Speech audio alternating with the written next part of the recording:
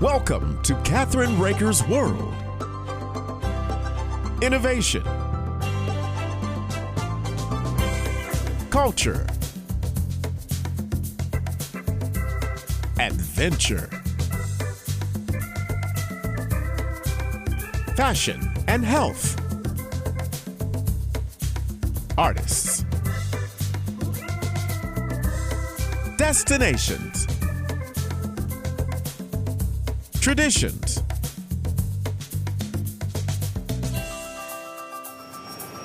This is Kathryn Raaker's World.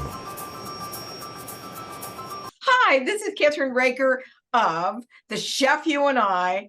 Let's Just Talk in Kathryn Raaker's World. And I am so honored to introduce you to America's Test Kitchen, not only their kitchen gear book, but to our wonderful guest today, and that is Lisa McManus. All right. So let me say that I am so excited about your book. There's nothing in here that I couldn't use. Absolutely. And I actually have a reality cooking show that makes you healthy. Wow.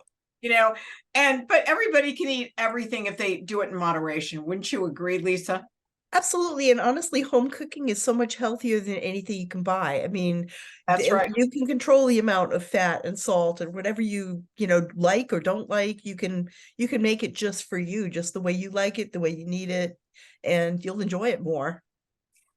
We always do. And I'll tell you what, now with the prices have just so expensive at restaurants, it's very hard not to love. I've been cooking since I was 7. And, my kids know how to cook. My boys know how to cook. And I think tell us about this because, equipment it's important to have the right equipment, isn't it? I have everything you could ever have in my kitchen, Well, then, I mean, it's as important as having a good recipe, really. Right. I thought I've been at America's Test Kitchen testing equipment for 17 years, which is amazing to me, but it's always stayed interesting and it's so much fun. But I thought I know how to cook. I'm good. And I went to a rental place and they had these really terrible pans and I was cooking for my friends. We were at a ski area and I was in the struggle of my life just trying to make some chicken, and it was horrible. And I thought, gee, it really does matter what pan you have. And it makes a big difference. It just good equipment. It will just make the whole experience more pleasant and the outcome will be better. Right. I just happen to have the best pans in the world. Americraft does pans I first got them when I was 23 or 30 years ago. You can't kill them. And then I got the new ones and I'll tell you, you can put them in the oven and they're wonderful. But, it doesn't, if you have, and you would agree with me, I know that if you have something that's easy for you to cook with and to learn how to cook, it's really not hard. It's just, it's funny because we put it on with the recipes and everything else on our shows. And I teach anyone how to cook. 80-year-olds, I don't care. I think it's terrible that adults can go around in America and say things like, I can't cook. It's like you do so many more things that are difficult in your job or your life every day. Learning a few things about cooking, having a few key pieces of equipment, having a good couple of recipes that are well tested, and you can cook. And then once you can cook, really, then you can do anything. And you can feed yourself, you can feed the people you love. It's a real relaxing thing when you're not struggling, Right. And you get at the end, what's not to love? You can just sit down and eat delicious food and you can share pictures of it and stuff. And it's just like all of it is good. I mean, I would be doing this anyway, even if it wasn't my job. I'm always in the kitchen fooling around with things because I love to eat. And I love some of your book is so filled with so much wonderful information. I would love to come to the test kitchens. You should. Seriously, I'm not joking, because I'll tell you what, I've been doing this Chef You and I show since I came back from overseas. And, I've learned a lot of different tricks when I lived overseas in different places and different countries. There's only so much room in my garage and my kitchen for stuff, right? And I think that you just need to have, like, I make limoncello from scratch. And without that zester, without that right peeler to peel the lemon peel and not get the white. Yeah, the pith. You don't want that part. You want the oils. That's so from the bitter. peel. Yes. And I found that there's certain peelers that will do it and make it easy. And I tell people about that because I think it's important, if you're making something, that you have the right. And I love the new grills that are out there. There's so many things that I would love just to have. And my husband goes, "We don't need any more." Well, you'll find that unless you're doing something real special, there's a core bunch of equipment that you tend to go back to, right? That you can make most things with. And, we're not just trying to sell people equipment. We're really saying choose wisely, understand why it works, understand, think about what you want to cook. And there's some pieces you can buy, a core set of pieces, and you can add to it over the years, but you want good quality, multi-purpose, solidly constructed, durable, high functioning pieces of equipment, and not, the latest trend, the thing you saw on social media. Right.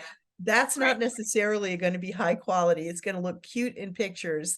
But we don't accept any free products for testing. We buy everything at retail.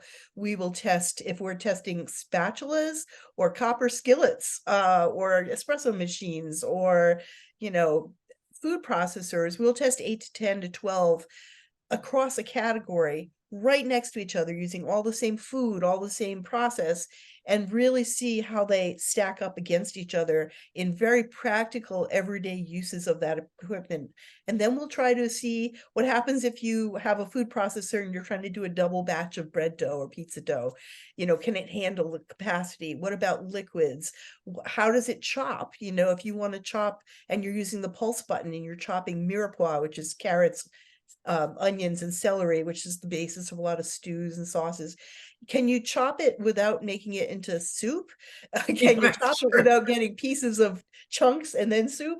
Can you get evenly sized pieces, and why? Some of them, when you hit that pulse button on the food processor, does it stop promptly when you release it, or does it keep going for 30, 60 seconds more? And so you're not in control. So we really try to find things that are going to be able to handle whatever you're going to need to do in it, and are going to really be able to give you the control so you get the results you want, and you're not always fighting with your gear to get something to work. And I'll never forget being on with another chef, and he didn't tighten the top of it, and it was everywhere. Oh, no.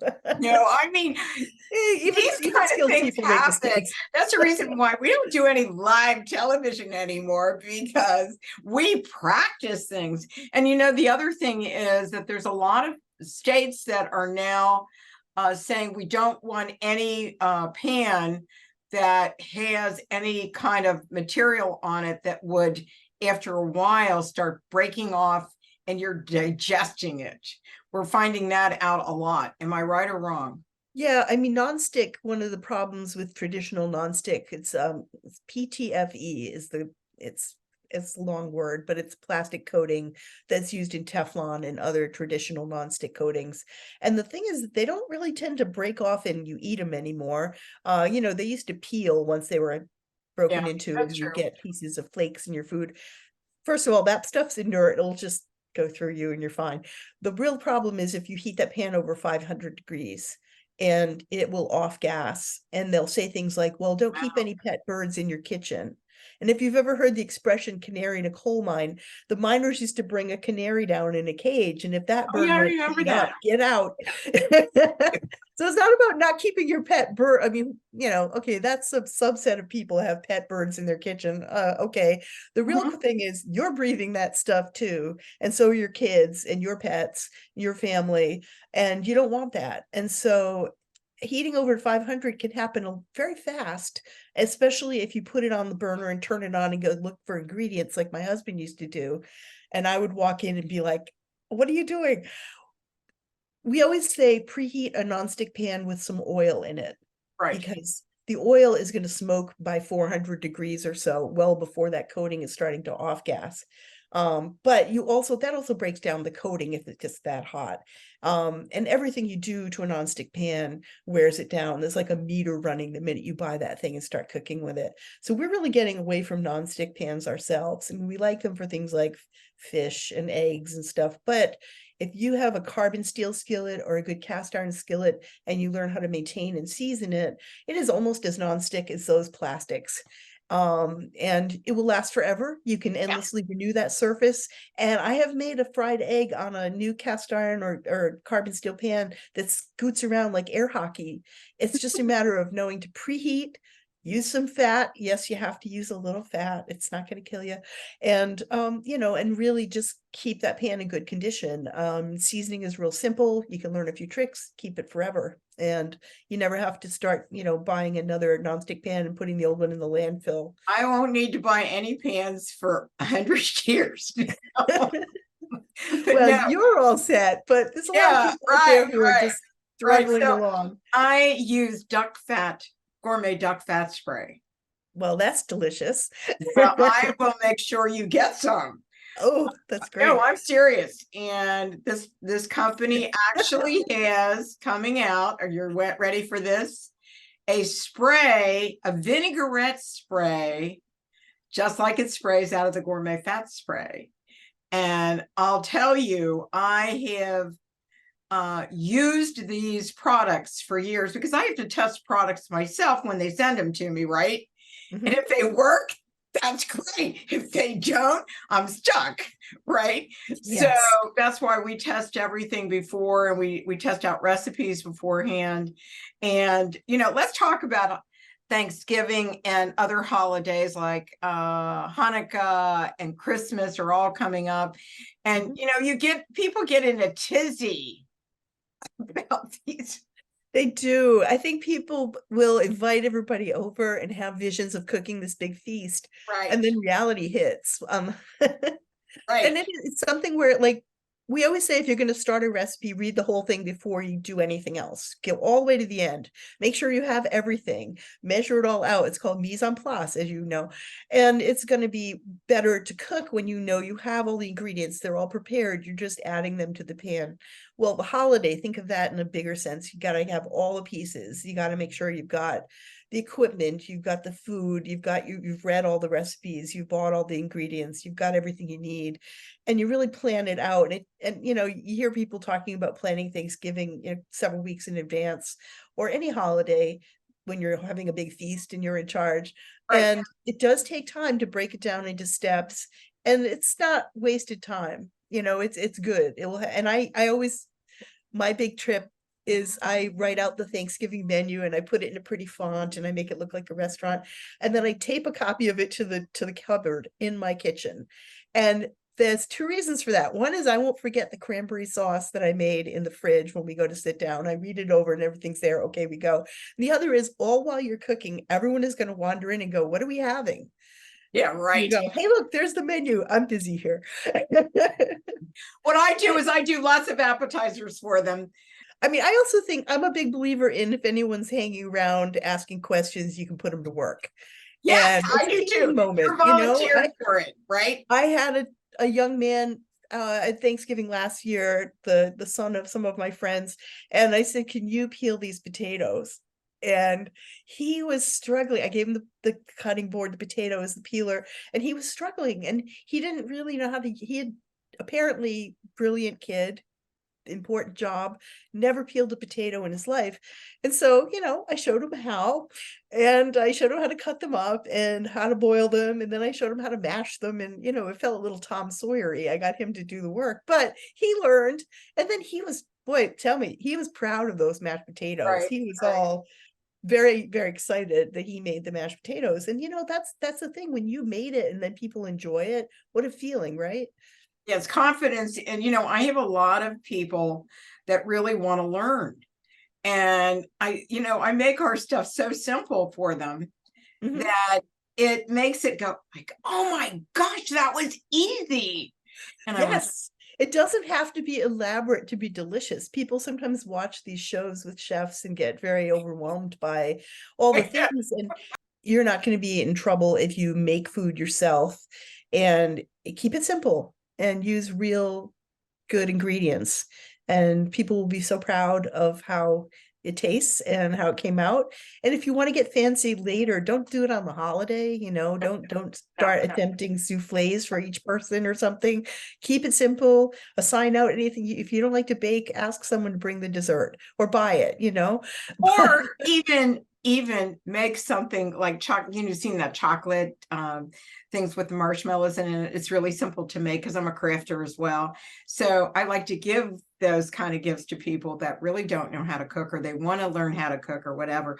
But we're running out of time. I don't want you to be late for your next one, but there are over recipes from sheet pan huevos ranchers to toaster oven manicotti. Why did you include recipes that feature different kinds of gear, which are fun to do?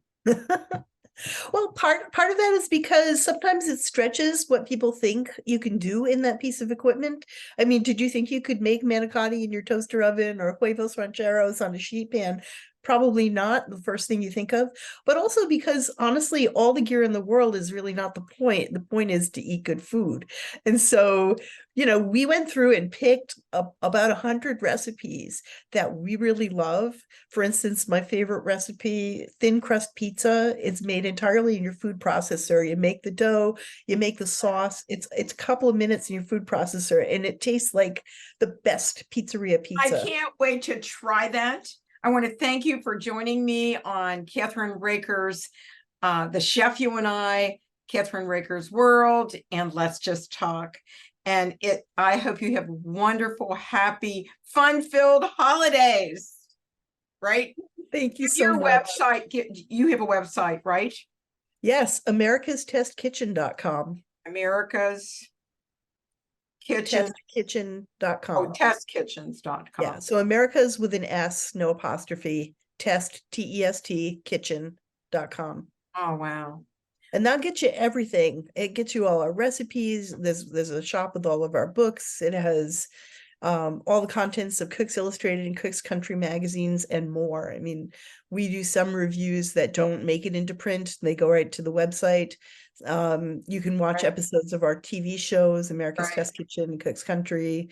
And it will link you to our other shows like Gearheads. I'm excited. Well, listen, we're going to end our show now. Thank you very much for joining us today on Kathryn Raaker's Chef You and I, and Kathryn Raaker's World, and Let's Just Talk.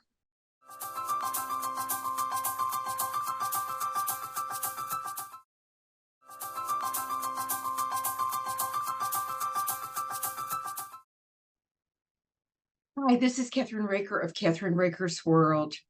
It's the most wonderful time of the year, which means good cheer, festive gatherings, and a fair amount of stress. But don't worry, you can still shop, prepare, and get gifts with ease. Lifestyle expert Carey Riley is here with her tips, and I'm so excited to have her on our show. Hey, Carey, how are you today? Hi there. To our show. Thank you so much. Well, let me just tell you a little bit about what's trending right now for gifting, and that is going to be practical gifting. So we want gifts that the recipient will use and love. And since we all have smart devices and we're very busy running around this holiday season, these adorable but powerful chargers are perfect for anyone. The Ugreen Nexode RG30 and 65-watt chargers have 2 USB-C ports and 1 USB-A port. Plus, there's built-in protection from short circuit, overload, and overheating. Very important. And I love the design. Oh, look at these cute little feet, Kathryn. Aren't they cute? And they're offering 30% off now, so snatch them up while you can. And what tips, Carey, do you have for holiday spending?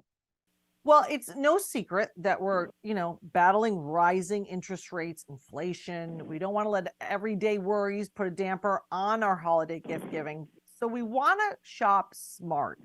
And I always say, make sure you get a really good credit card that benefits you while you're shopping. And that's the Wells Fargo Active Cash Card. It's 0 annual fee card that allows you to earn $200 cash rewards bonus when you spend $500 in purchases in the first 3 months. Plus, earn unlimited 2% cash rewards on everyday purchases and enjoy 0% intro APR for 15 months. So if you're shopping smart, you can get great gifts and feel more at ease when January comes and our budget resolutions kick in again. And Carey, what about that avid traveler on our list that wants to come and see us? Yeah, you want to make sure that everybody's traveling safe here during the winter season for sure. And an out-of-the-box gift for a road tripper, car enthusiast, or honestly, just for yourself is the X Ice Snow Tire by Michelin. It's superior winter tire. It's designed for maximum mobility and safety winter after winter. It's perfect for passenger cars, SUVs. This tire has been developed, tested, and proven in Michelin's Nordic test centers under extreme winter driving conditions. The X Ice Snow Tire features improved snow performance and braking, stopping nearly 10 feet shorter on ice than a leading competitor. And it's long lasting, and it really makes winter traveler a little bit less stressful because you know that you're going to be safe. One of the things that I like to do, if you don't mind me telling you, I love to craft, and it's so much fun. And you like crafting too? Yeah, absolutely. I love crafting. Okay. We have something in common then. We sure do. This year, I made wreaths for all my brother's staff at work. And I love making things for people because it means so much, and it's a memory for you and for the gift that you give. And making something can be very special.